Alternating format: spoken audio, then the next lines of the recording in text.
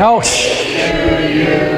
Happy birthday to you. Happy birthday, dear Phil.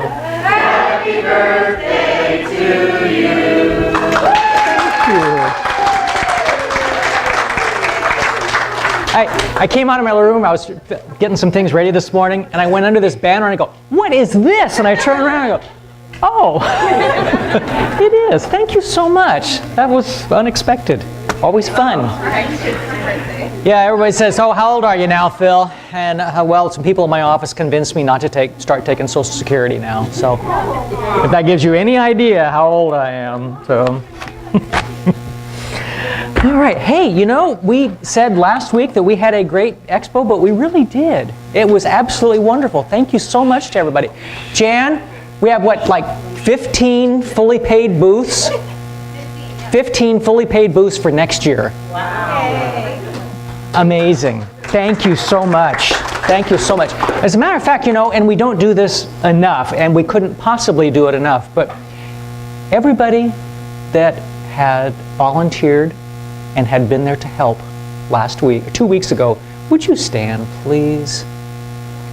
Come on, Rory. Oh, and I know they were too. Thank you. And I know these guys were too, so they just don't want to stand. And Josie did, and Jan did. Oh, it's a bunch of people, scaredy cats. Gee. Thank you so much. Things to make you go,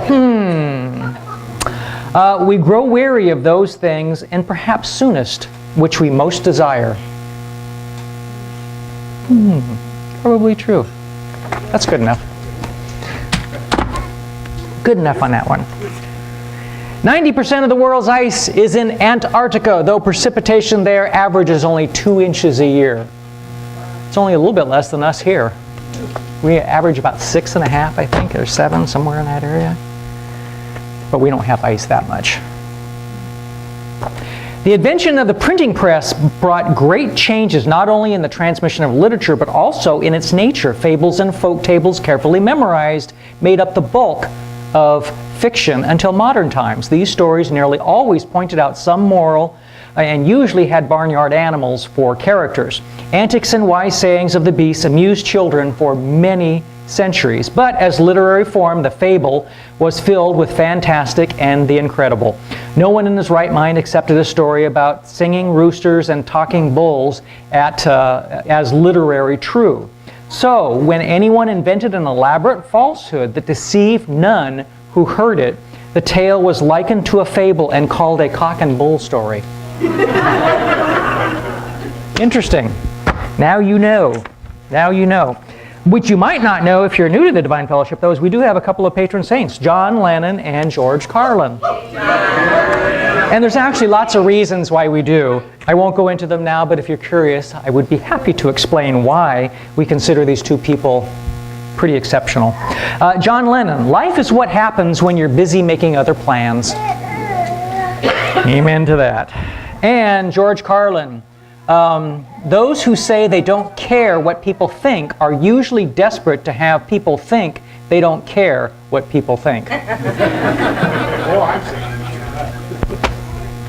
Ta-da. Okay. A dyslexic man walks into a bra.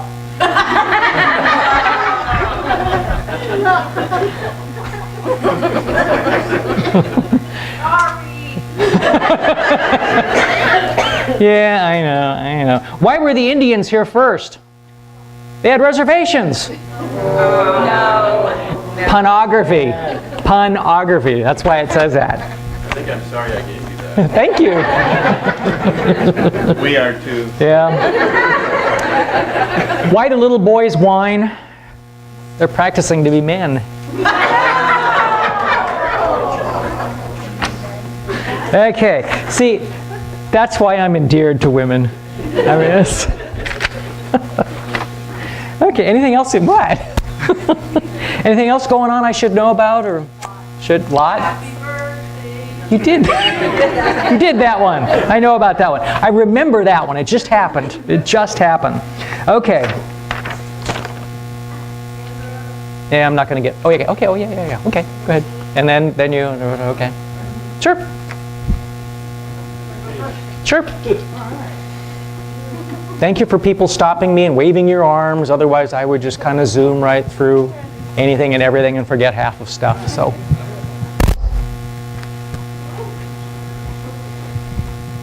Good morning.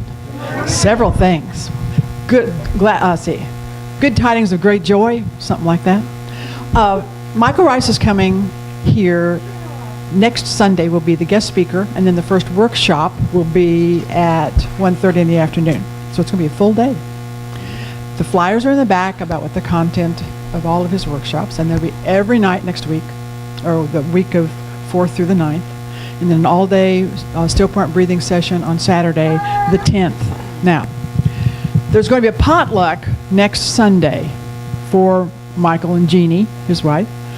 And if you would just come and bring whatever you're so inspired to do, with one little caveat, they are vegetarian. And so if somebody would provide, some vegetarian cooked or raw. And also we always like the gluten-free stuff. So think about that as well.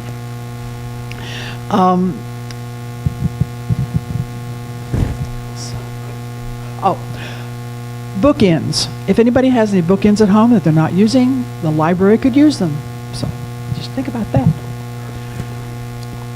There's still space left for the still point breathing on Saturday, May the 10th with Michael, but it's filling up. So if you have any intent to be a part of that, talk to me about getting your place saved. Photo op.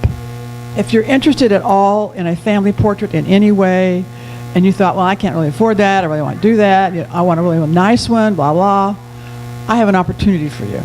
Just see me after church. It's a really good deal, and you have a year to make it happen. So just talk to me. It's a photographer here in town, Essence Photography, who's providing this gift certificate at a really good deal. Let's see. I think that's, by Jove, I think that's it. Who's Okay. next? By Jove. Well, hand it to Pierre, please. Oh, the ARE is here. Hey, Pierre. Good morning. Boy, close to a full house here. I asked you before, and I know it's unfair, but I'll ask again. When did you join ARE? We first joined ARE in 1967. Cool. We had been in metaphysics for about 10 years before that also. So we've been around all different aspects of metaphysics for a few years. And you're still healthy and doing well? And Yeah, so, right. Haven't learned very much, but hopefully I'm learning a little bit every day. And I'm trying to share with you an opportunity for all of you to learn some more about laying on of hands healing training that's going to be given by a lady by the name of Echo Bodine. She's a nationally known healer and psychic, and she is going to be here on May 17th and will be giving us training on how to do laying on of hands healing. The session is going to be an all-day session, and the flyers for this, by the way, are on the back table there.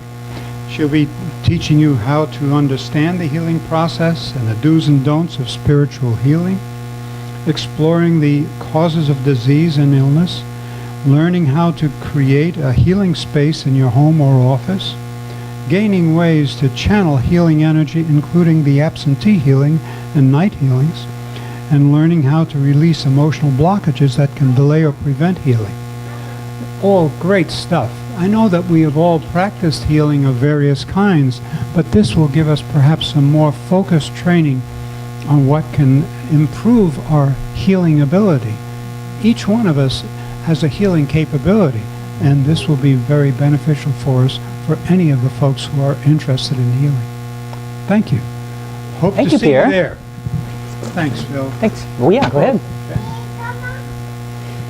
We just completed a class not too long ago for channeling, and I would like to hand out the certificates of completion for those that finished that class that might be present today. I handed out a couple earlier. Valerie, you've already received yours. Who else received theirs? Can't remember. Anyway, Lynn Spicer. Shannon. Okay, Lynn, would you pass that back to Shannon, please? Rochelle is not here. Kim is not here. Mary Lilga. While she's on her way, channeling is the ability to communicate, to be open, an open vessel, and allow spiritual communication through you. It's a beautiful, Mary. powerful thing. Thank you, Mary. Tracy's not here. And Susan Husa. So these people put some time and energy and effort into learning a spiritual tool. So thank you very much for Thank you, that Susan. effort. Also, at the expo, I did a little guided meditation. And if you would like to have a copy of that, I have it here. The front side is the choices that you can make, and the back side of the page is the interpretation. If you have any questions on that, you can ask me about that. And I'll shut up for now.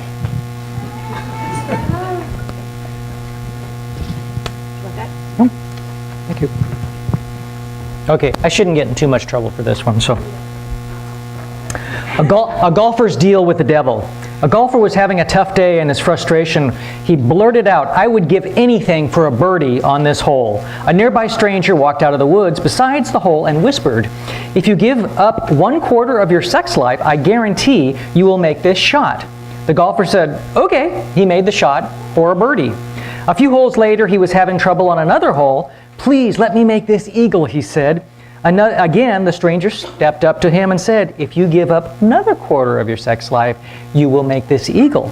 "You're on," the golfer said, and made the shot for an eagle. On the 18th hole, the golfer needed an eagle to win. The stranger again stepped up and said, "If you give up the last half of your sex life, you will have an eagle to win." "Okay," the golfer said, and made his shot for an eagle, winning the round.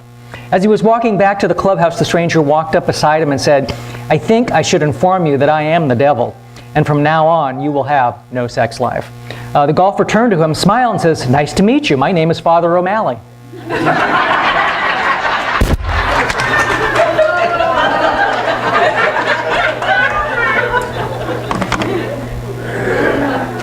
Ta-da! Did you know that one was coming? Yeah, I figured you did. How could I not? How could you not? I know. Man, that's something else. All right. Every once in a while we find cool stuff. Actually, I don't find them. Somebody else finds them and says, "Phil, will you play this, please?" Okay. Oh, forgot to show you a birthday present.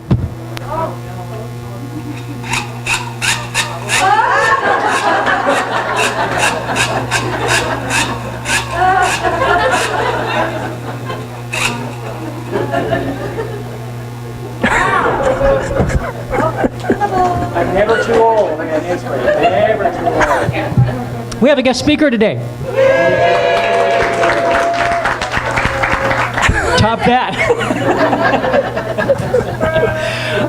But what's interesting about, some of you have heard him, and some of you are wondering, well, who? Gosh, I didn't know there was going to be a guest speaker. But you know, we are just so graced that he actually comes and talks with us occasionally. We've known him for many, too many years. And hopefully a lot more, too. But, you know, he actually is a priest from the Liberal Catholic Church. And you wonder, priest, really? Liberal Catholic Church, what is that? Well, if you're curious, you can talk to him afterwards. But me, as a recovering Catholic, I was raised a Catholic, so that's something entirely different.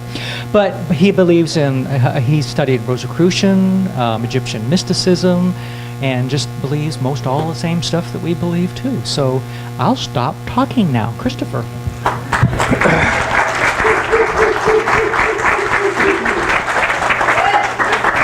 Happy birthday, Phil. How do you follow something like that? I'm sitting there going, okay, what am I going to say now? It's just amazing. Yeah, and we're in the same office, you know, I guess. No wonder you don't have There's other reasons for that. I can tell you this, being a liberal Catholic priest means I would have never had made that deal with the devil.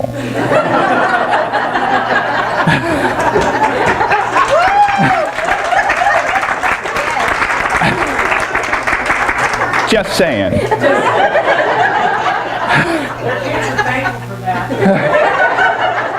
Yeah. My kids are very thankful for that. Anyway, well, good morning. I'm glad you're all here. It's always amazing to me how this all happens, but as I was driving here this morning, I like to take note of little things. And there was a little thing that was really a big thing. If you've noticed, there's coming from Kennewick to here, in the trees there is an eagle's nest, and there's 2 eagles. And I'm thinking the eaglets are getting pretty ready to hatch if they haven't already. It's getting close. It's been a while. And it's just really a neat energy to take note of as you're driving back and forth. So I'm always driving like this. Because, you know, I want to pay attention to the road, but I want to see the eagle. I was at a board meeting a couple of weeks ago, and it happens to be down there by the Columbia Trail. And it's looking out at the water, and the eagle just comes flying right by, right next to the window. It was just beautiful, gorgeous, gorgeous. So it's nice to stay, I think, in touch with the little things. We're doing an interesting thing. I've started some new meds, so I'm on some new chemo, so I'm not sure how that's going to go, but so far I feel pretty darn good. You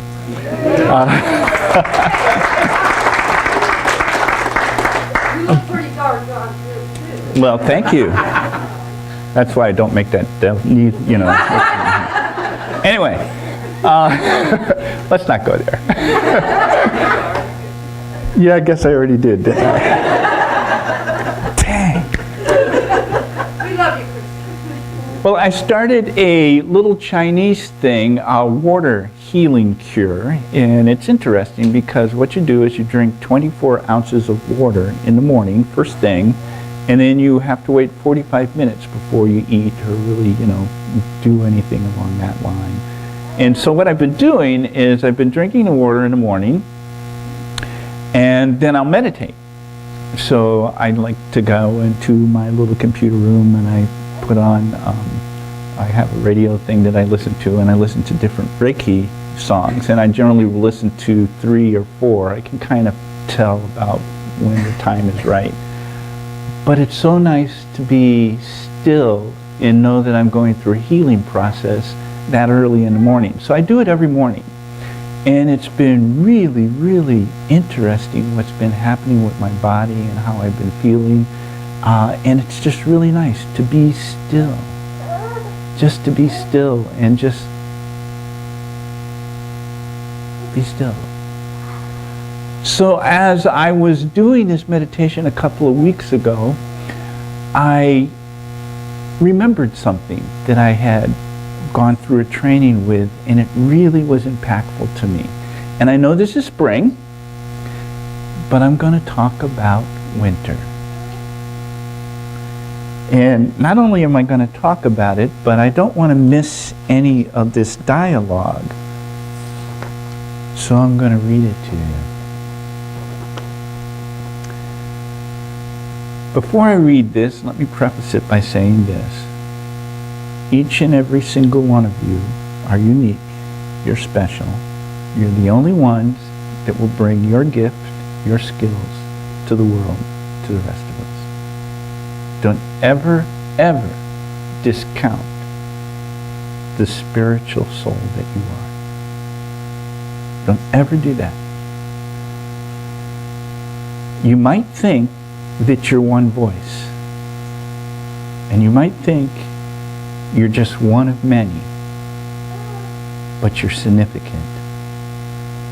And this story really touches upon that, and it's called How Much Does a Snowflake Weigh?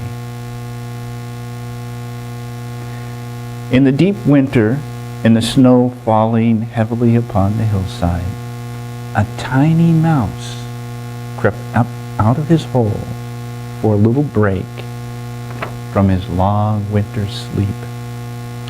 Drowsily, the little mouse looked around and he twitched his whiskers, and he got back, and he was getting ready to go back into his hole when he heard a tiny voice echo from somewhere out in the winter white world. "Hello, little mouse. Can't you sleep?" The mouse looked around and caught sight of a tiny little bird sitting and shivering on a leaf.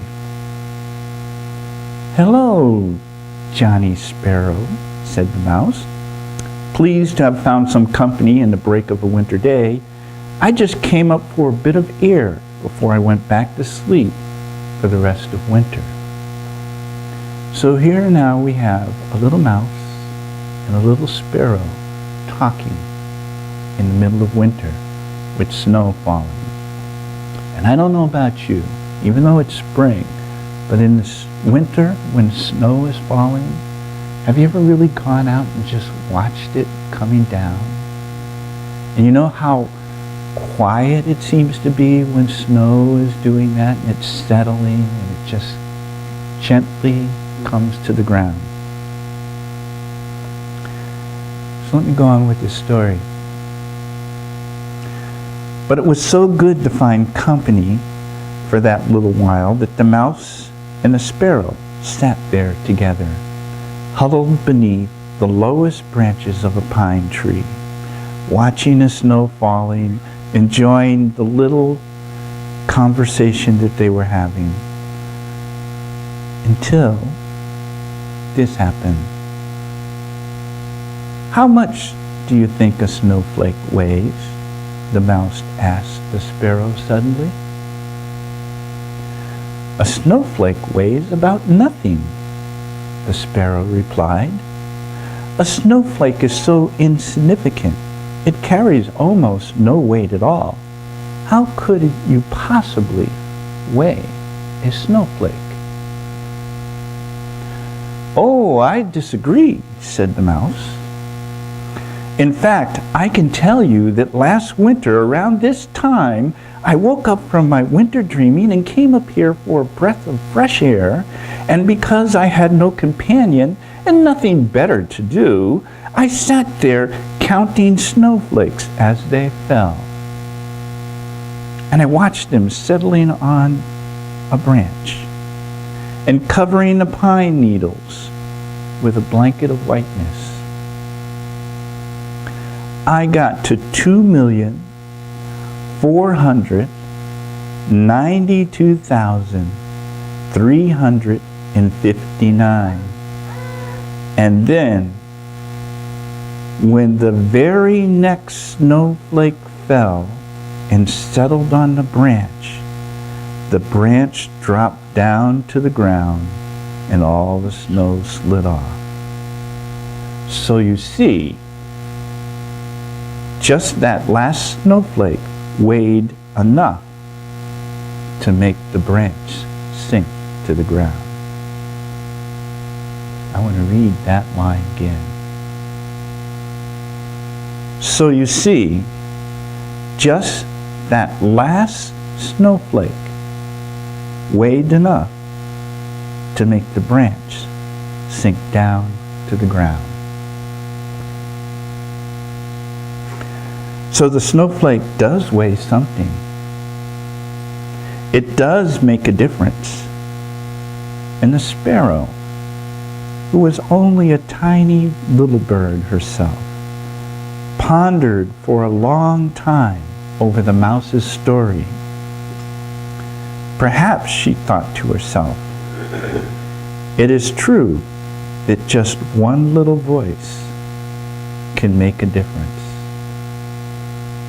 Perhaps it is true that just your voice can make a difference in someone's life or in the world. So I brought you a winter story in the middle of spring. But it felt it was very significant, needed to be heard. You are truly that important.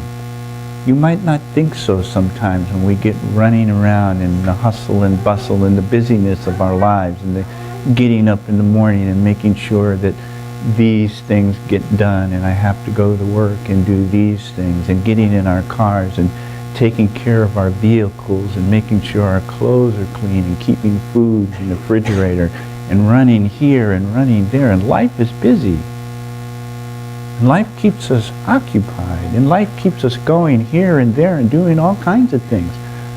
But you have a voice. You make a difference.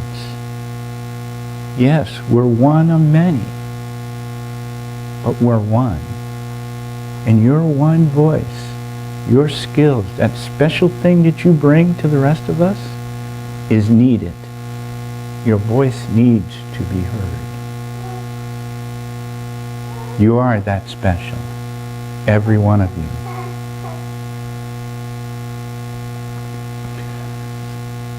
So I'm not really done yet.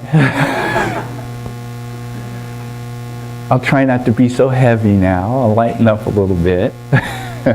I enjoyed the expo also. It was great fun. I know next year I'm going to make sure I take a little bit of time to eat lunch.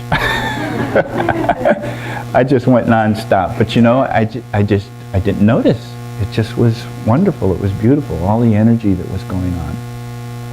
Also, Phil, your drumming thing, is this just the beginning of what we're going to be doing? I mean, that was way cool. That was way cool. There's a lot of things going on in my life. My middle daughter, Rachel, who is really kind of like my shadow, stubborn as the day is long, just like me. She's due to have a little one.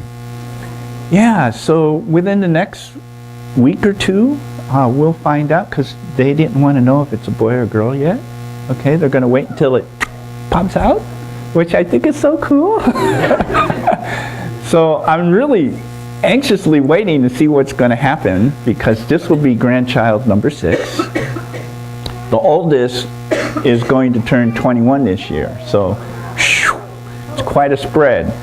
Anyway, I'm really looking forward to it, and I'm excited because I don't know if it's a boy or a girl, so I'm just kind of like, oh yeah, oh yeah, oh yeah. And I'm writing this book, and my grandkids are all of the main characters in the book. And it's sword and sorcery, dragons, all that kind of stuff. It's cool stuff. But now, I gotta wait, and I gotta figure out how to put a new character into the book. This has happened before.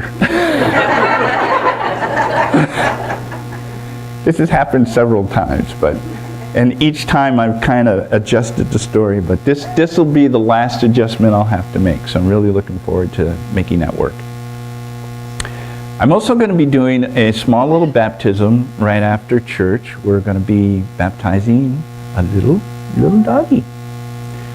And you might wonder, you know, why would you want to do that? Well, you know, I believe we're the 5th root race to evolve up off the planet.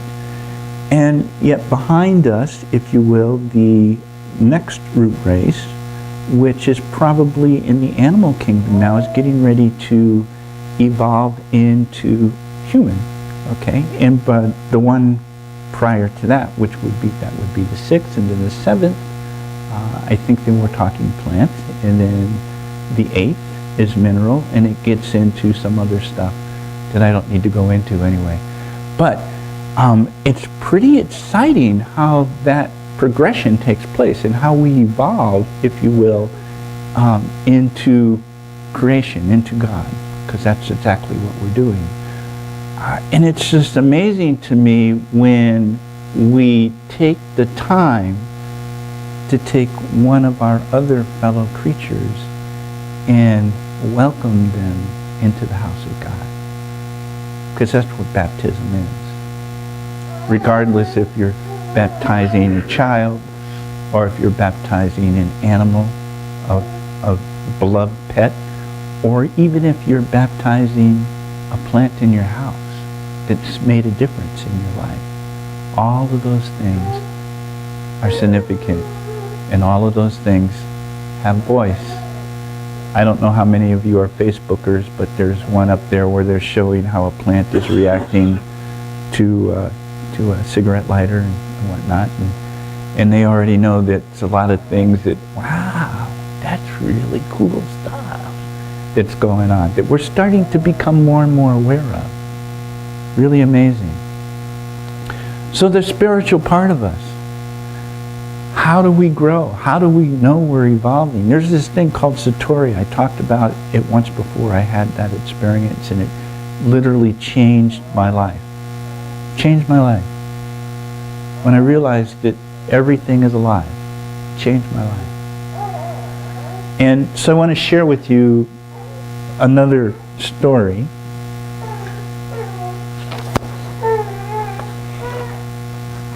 Hello, little guy. He's going to lay over. All right. I could have done this one off the top of my head, but once again, I really didn't want to lose some of the flavor of this particular story. This is called, Can You Hear a Mountain Stream? A Zen master was walking in silence with one of his disciples along a mountain trail. And when they came to an ancient cedar tree, they sat down under it for a simple meal of rice and vegetables. And after the meal, the disciple, a young monk who had not yet found the key to the mastery of Zen, broke the silence. I like that. Broke the silence by asking the master, "Master, how do I enter Zen?" He was, of course, inquiring how to enter into the state of consciousness, which is Zen. The master remained silent. For almost 5 minutes had passed, while the disciple anxiously waited for an answer. He was about to ask another question when the master suddenly spoke. Now this is pretty significant because the disciple asked the question and he waited for the master to reply. And the master didn't reply anything for at least 5 minutes. So what we're going to do is we're going to wait 1 minute before I continue, starting now.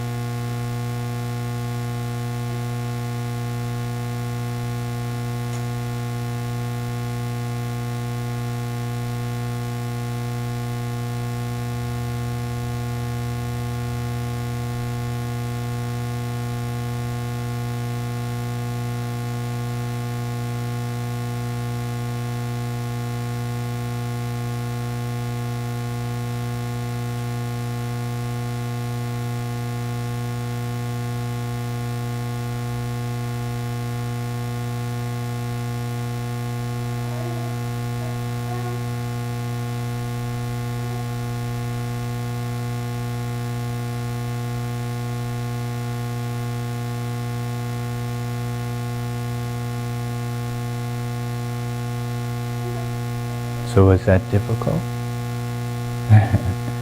Did your mind start to race a little bit? Or did you find peace and stillness? Imagine the disciple waiting for this answer for 5 of those 1 minutes. Let me go on with the story. He was about to ask another question when the master suddenly spoke. "Do you hear the sound of the mountain stream?" The disciple had not been aware of any mountain stream. He had been too busy thinking about the meaning of Zen. Now, as he began to listen for the sound, his noisy mind subsided. At first he heard nothing. Then his thinking gave way to heightened awareness, and suddenly he did hear the hardly predictable, perceptible murmuring of a small stream in the far distance. "Yes, I hear it now," he said. The master raised his finger and he looked into his eyes at the same way that was both fierce and gentle, and he said this, "Enter Zen there. Enter Zen there." The disciple was stunned. It was his first sonori, a flash of enlightenment. He knew what Zen was without knowing what it was that he knew. Let me read you that again. The disciple was stunned. It was his first sonori, a flash of enlightenment. He knew what Zen was without knowing what it was that he knew. They continued on their journey in silence. The disciple was amazed at the aliveness of the world around him. He experienced everything as if it was for the first time. Gradually, however, he started thinking again. Yeah, go figure. The alert stillness became covered up again with mental noise. And before long, he had another question. "Master," he said, "I've been thinking." Can you imagine what the master thought? "Master," he said, "I've been thinking. What would you have said if I hadn't have been able to hear the mountain stream?" The master stopped and he looked at him and he raised his finger and he said, "Enter Zen from there. Enter Zen from there." So you can enter Zen, you can enter into that state from anywhere you are, no matter what's going on in your world or what's going on around you. You can enter into that state of consciousness from there. I leave you this morning now. Janet, Phil.